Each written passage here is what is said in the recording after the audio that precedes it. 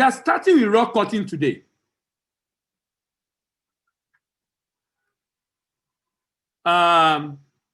In Africa right now, the raw cotton market is about 380 million in terms of import. I'm not surprised that Egypt is a major importer, because if you know the garment business very well in Africa, you know Egypt is the leader in garment business in Africa. Egypt is the leader in that business. And I'm not surprised that there are major markets importing this item. Nigeria has been a producer of raw cotton. Nigeria has been an exporter of raw cotton. For one reason or the other, it's not been in the front burner. But AFCFTA is giving us an opportunity to reconsider this product. And sell within the African market. So who are the other buyers? The other buyer includes South Africa, Mauritius, Algeria, Morocco, being major importers of this item. But it's interesting to know that Egypt is has taken over 62% of this market. A whopping 62% of this market is Egypt alone. How about the exporters? Currently, Benin Republic is an exporter, and you know Benin Republic is just next door neighbor. But if you look at the volume of export, what Benin is exporting is actually much more than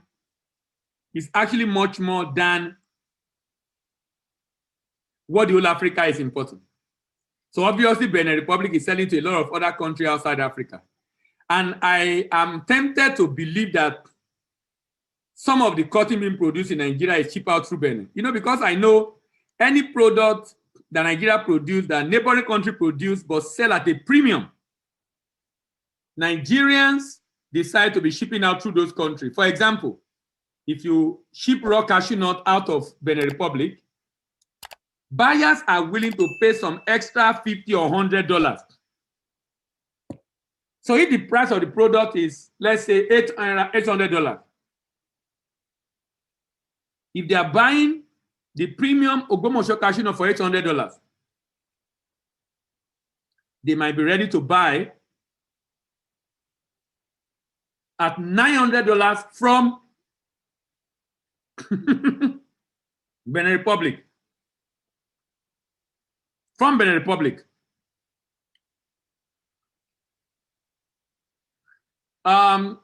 Eromosele. I'm not sure we have done tomato, but it's good you mention it. I'll try to check it out, but I'm not sure we have done it. But I'm sure we are doing onion today, but I'm not sure we have done tomato product. If you reach out, the phone number that is normally in the message you get, if you reach out to that phone number during maybe in the course of the week or weekend, I'll probably check it out. So Benin Republic is a major exporter, followed by Burkina Faso, followed by Cote d'Ivoire, followed by Egypt also is an exporter, and then Sudan is another market to consider if that is of interest to you. And you can see the way the trend of purchase has been, even though trend line looks growing, but it's very, very sinusoidal. Onion.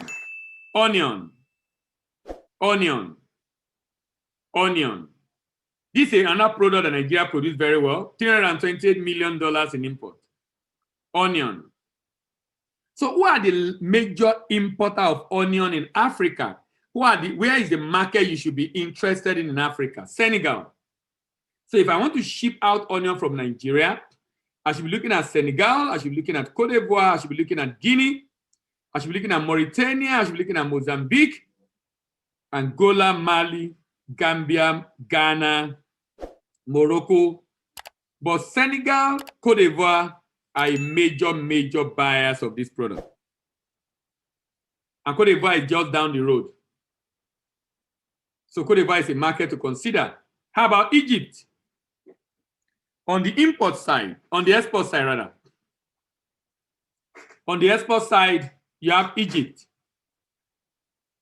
The total import volume is 328 million. Remember, $100 million is actually about 40, it's almost 50 billion naira. At 450, that would be 45 billion naira. So you can imagine how much is in that market and the volume that Africa is purchasing. But it's good that we already have a major competitor in Egypt. Egypt seems to be a major force to reckon with in all our conversation today. Egypt, 64%, South Africa, 10.8%, Morocco, 7.63%, Niger, 4.38%, Kenya, 3.13%, and these are competitors. So these are competitors. So if we want to export, that is a market to consider. And you and I know that this is something we can do. And for agric is a lot easier. You know, I've always recommended, or I have often recommended that if we are looking at finished products, we need to consider it from the perspective of contract manufacturing. That means currently I'm exporting some item to the UK and they are manufactured to Canada, and they are manufactured good in Nigeria. Food item, manufactured good item in Nigeria, and that has been exported to Canada. So that's what we should be looking at, actually. That's what I think should be of interest to us. The fact that we need to seriously consider the export of this item, value-added item, and the fact that we don't need to be the manufacturer of those items, but rather we can partner with those already producing those items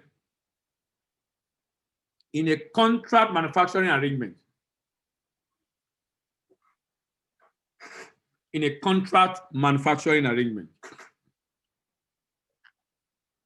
Like I've often emphasized that that's actually a low-hanging fruit. In the sense that you will easily have access to the market through that channel and then build from then on. And then build from then on. And then build from then on. But in my opinion, it's a low-hanging fruit giving access to the market. And to think of onion, I think it's a very, very good one, considering the fact that Nigeria can do this. Remember, trend line shows continuous growth is food item, soup and broth. You know, soup. And Nigeria is importing soup. Even though, you know, I don't know if it was produced from Nigeria, but I saw a canned banga soup in UK. I have a sample in the office. A canned banga soup. A number of our soup can be canned. Especially those interesting and fantastic soup from the East can be canned. What we must work on, you know, if we are going to get our food to go global, what we must work on is how to transfer the food in a way that it will be preserved in transit with little or minimal preservative. You know, I've often talked about jollof rice and fried rice produced by Varo in India, but delivered to the UK, and right on the body you will see written in bold letter, come home to Nigeria. So obviously the target of the producers, the target of the manufacturers of that product is targeting Nigerians. The target are Nigerians.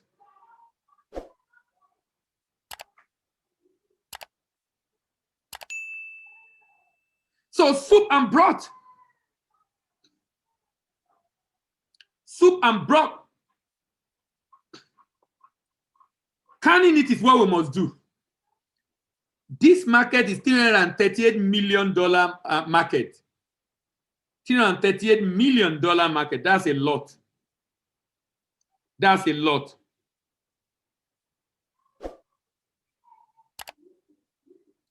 That's a lot for us to consider within the African continent. Like I said, it's going to be canned. You know, I saw also this one was frozen. Ewedu. What's the name for it now? I'm looking for English name for it. But you know the way ewedu is prepared? The way ewedu is prepared. But this one, they've already prepared it, but now it was inside it was inside a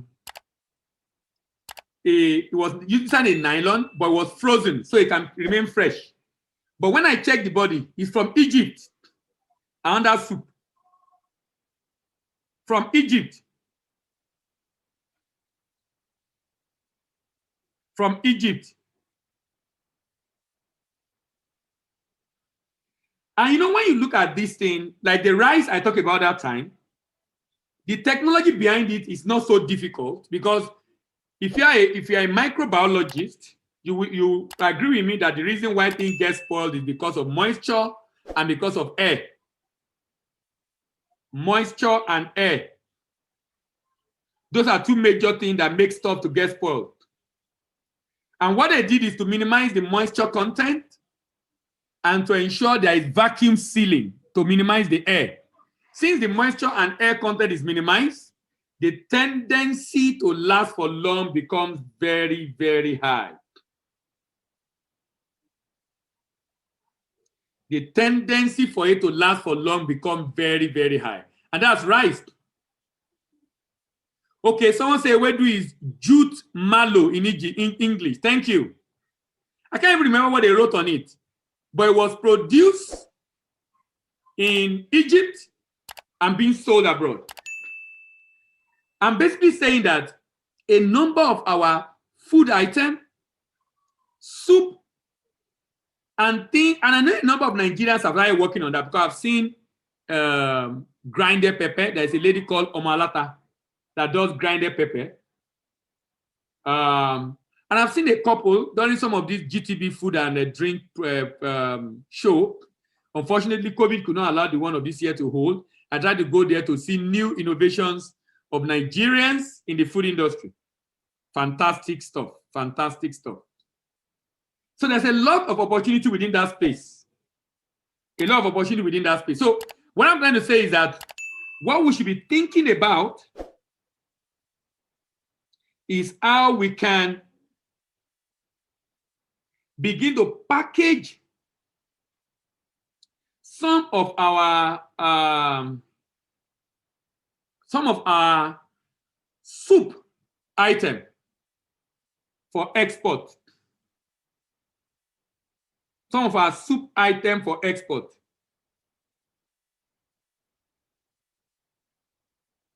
And I'm checking online now, and I can see a can filling machine of about $21,000, about $22,000.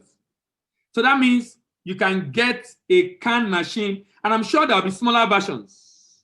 I'm sure there'll be smaller versions, but I was just trying to check out if someone decides, okay, he wants to do soup and I need a can filling machine, how does it work? And just checking online right now, and I'm able to get something for $10,000. Sorry, $20,000 rather.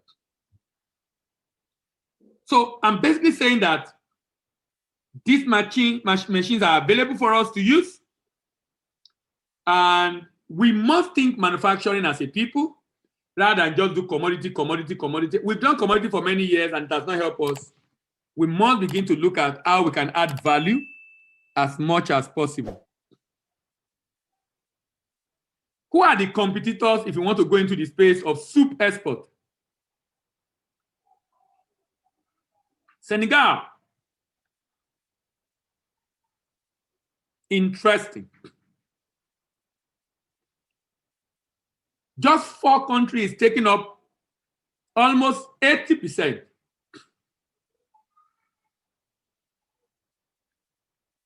Just 4 countries.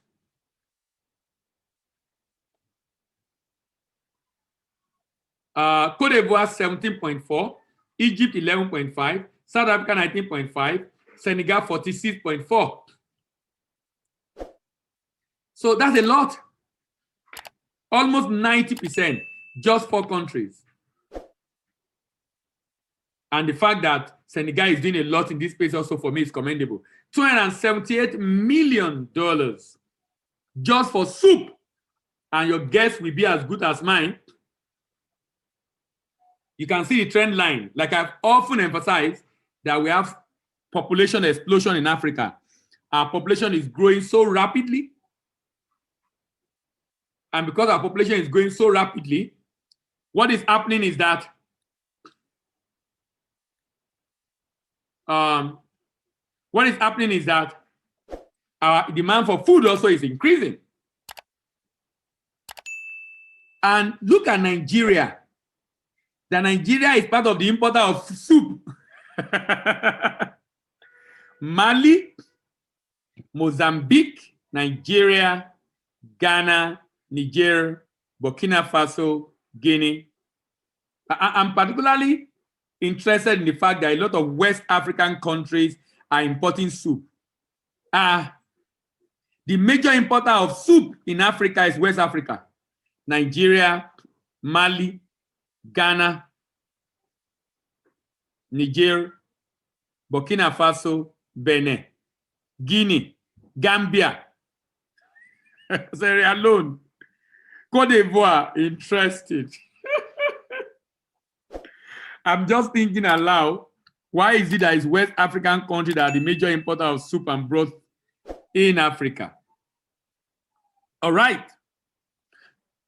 So the competitors, if you want to export soup, are Senegal, South Africa, Cote d'Ivoire, Egypt, Nigeria. So Nigeria is doing small. I know I've seen Banga. I'm sure that Banga exporter is from Nigeria. I didn't check the body to know which country, but they wrote Banga on it. So I'm not surprised I'm seeing Nigeria as one of the exporters doing $8.6 million in 2018 is amazing.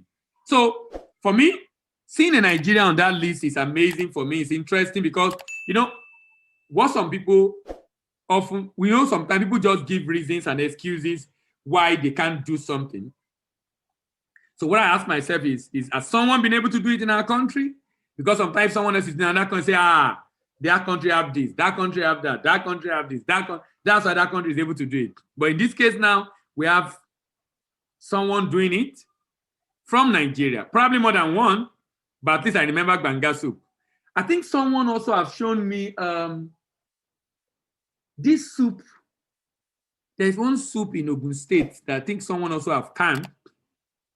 But the fact that they've not even able to can one is, for me, a great feat. So you can see that Nigeria is an importer and exporter at the same time. Antibiotics. Antibiotics is a very big deal. A very big deal.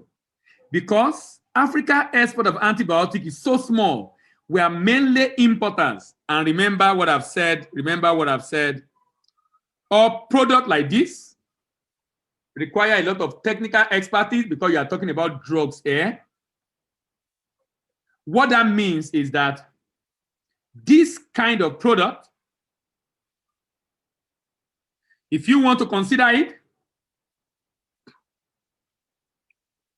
you might need to partner. Partner for contract production.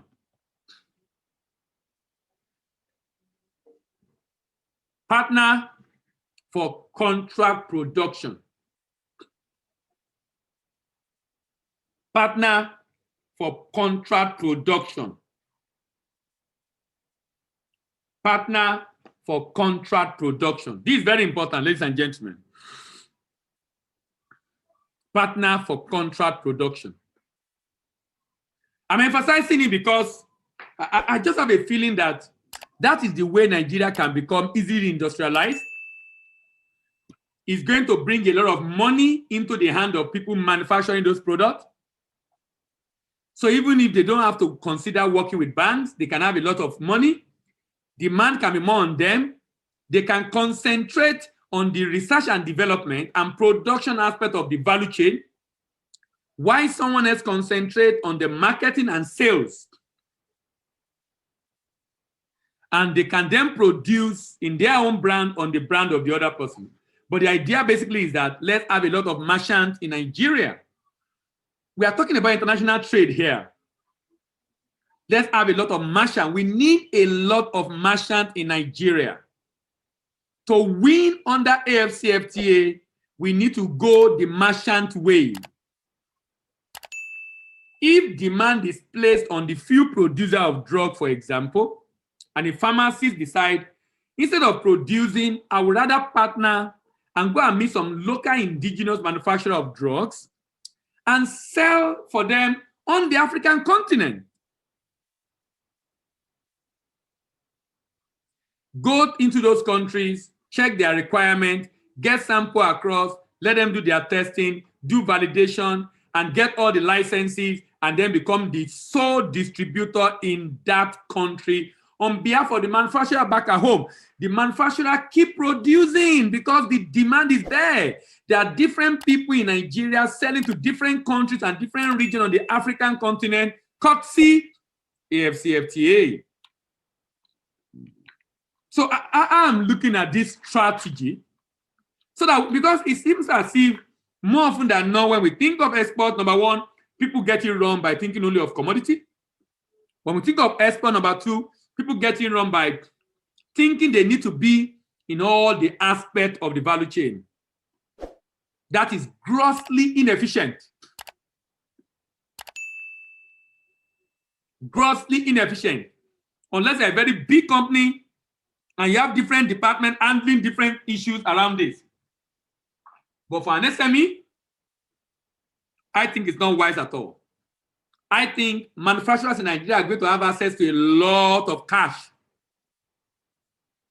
Manufacturers in Nigeria are going to have access to a load of cash if you can just adopt the merchant approach in which I partner and be a distributor in different parts of Africa.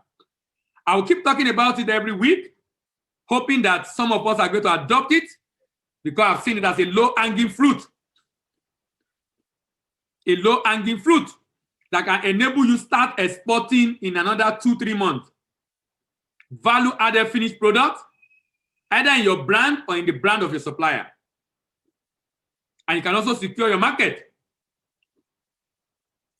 Here is antibiotics. Can you imagine? Can you imagine? Almost all the antibiotics we use,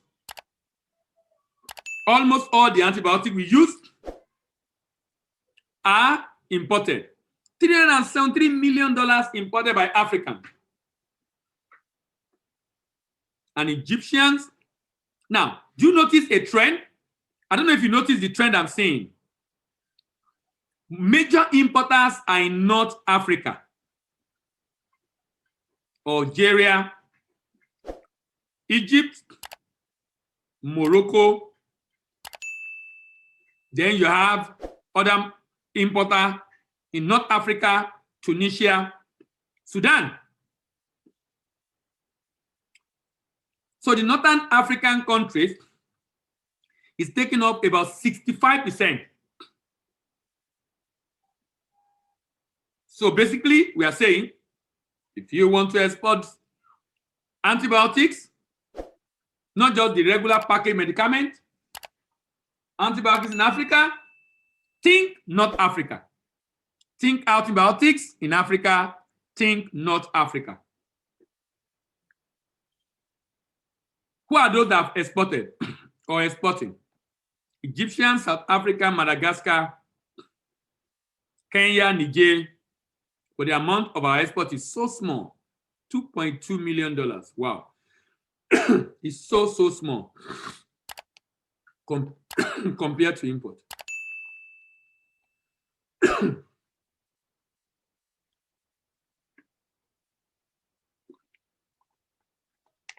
All right. And Nigeria is a major importer also. About 6% is imported by Nigeria. Sheep and goat meat.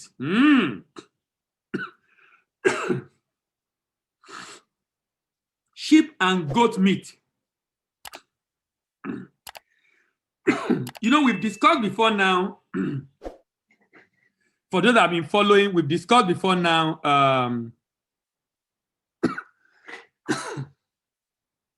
Excuse me.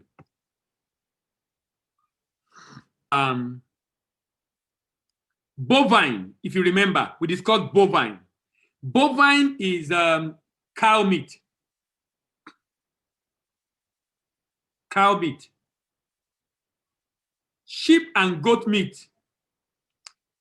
To think that Africa import 78.2 million and export 164 million. So meaning we are doing a lot of export. Thank you very much, Baba. Meaning we are doing a lot of export.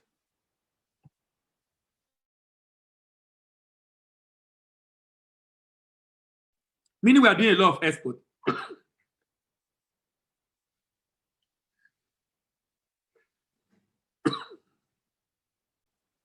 And I think that was like 3-4 weeks ago. We did bovine. That was cow meat. Now we are talking about goat meat and sheep. And it's good to know that Africa is doing more than imports. So Ethiopia is doing a lot in this space. Kenya is doing a lot. Sudan, Ethiopia, and Kenya are practically the exporter of sheep and goat meat. Typically, this sheep and goat meat will be frozen. Typically, it should be frozen to be exported in a frozen manner to preserve it in transit.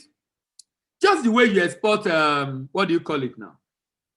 Our imported croaker fish, imported Titus, what do you call it now? Mackerel. You know those fish we import? Those fish we import, just exactly the same way it's imported. That's the way it's exported, including chicken also.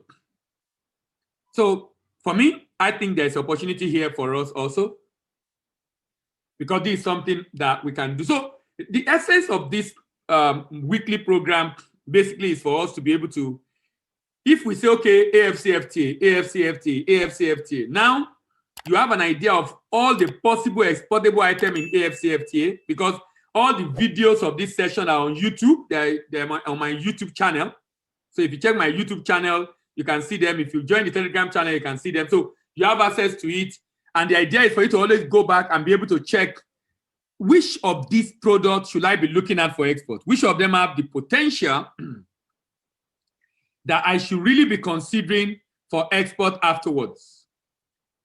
Which of them have the potential that should you be considering for export afterwards? And when you are doing your research, check very well. You know what happened? You might discover that some countries prefer a particular part of the animal. For example, in the US, the leg of chicken is useless. The leg is useless. From the thigh down to the belly are the meat. The wing and the legs are useless. But that useless wing and leg, those people doing chicken in the US, they will process the chicken. When they are selling, they remove the leg and the wing because people don't like it. But you know that thing is delicacy in China. That is a delicacy in China. Chicken wing, chicken leg is a delicacy in China. So what I'm trying to say is that, you know, like I said severally, that this session is to stimulate conversation, thought, and research. This session is to stimulate conversation, thought, thinking, and research. So that you can begin to say, okay, look, let me even go and check more about what this guy said. And then you do your research. You might just find out some people want to buy only the skin of the goat. Some people only want to buy the bones of the goat, or the hoof of the goat, or the horn of the goat. Because for cow, for example, There are countries that buy cow horns and cow bones only, and cow hoof. They use it for butting. They use it for brake pad, cow pat. You know, in society where knowledge is given the attention it deserves, nothing is wasted. Nothing is wasted. Everything can be recycled, can be reused. You know, I saw a documentary in, I think, Sweden, either Sweden or Finland. They will extract juice from apple. You see the shaft of that apple, they are using it to make bags. So now you have handbags made from apple. Handbags like, you know, like plastic bags, bags that can be used in supermarket, or bag that lady can carry. But you know, these bags are now biodegradable bags. And that's the interesting thing. The bags are now biodegradable bags. That's the interesting thing there. And if you understand the way the world is going, you know that that kind of bag have a future. So, and in our environment, there's so much waste. You know, when any society where people don't give knowledge the attention it deserves, that is what happens. In our environment, there's so much waste. But in an environment where knowledge is given the attention it deserves, everything is either reused, replaced, repair. Nothing is wasted. That's why in developed countries and in some other part of, I think it's now happening in some part of Nigeria, you see trash cans, about 4 of them. One for organic matter, organic waste, one for paper, one for plastic, and one for can. Can you imagine? Why? Instead of them separating it at the dump site,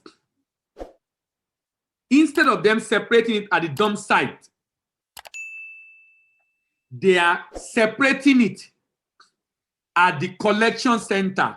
Fantastic stuff. So you go to malls in developed countries, you see these cans like that. So if it's organic waste, like maybe you just finished taking fruits, you want to throw away the stalk, or you just finished taking a particular snack and you want to throw away the nylon, or you just finished taking snack in a paper wrapper and you throw away the paper. All of them have, or you start drinking and you want to throw away the can. All of them have their trash cans separate, different. Why? Why? Nothing is wasted. To think that anything is a waste is actually because of lack of knowledge, sincerely. To think that anything is a waste is basically because of lack of knowledge. Go to any factory where you have anything being wasted. If you research that thing, you discover in another country, they have found a use for it. They have found a use, no matter how useless. You know, for example, you go to Nigerian sawmill, you see sawdust. To create space for other sawdust, if you go to a Ebute Metta, you're climbing Third Mainland, you look at your right, you see the Ebute Metta stuff. You will notice in that area that dust is being burnt. The sawdust is being burnt. Why is it being burnt? The sawdust is being burnt because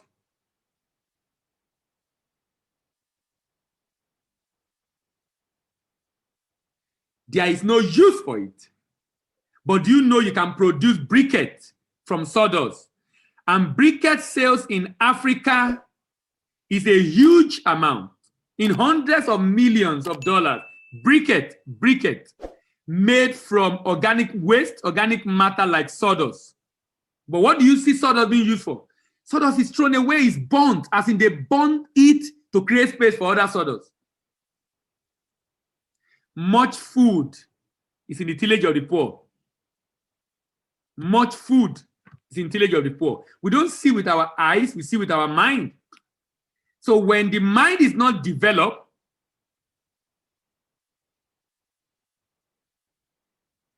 someone just said now, cosmetic giant L'Oreal are using quinoa husk to make some product.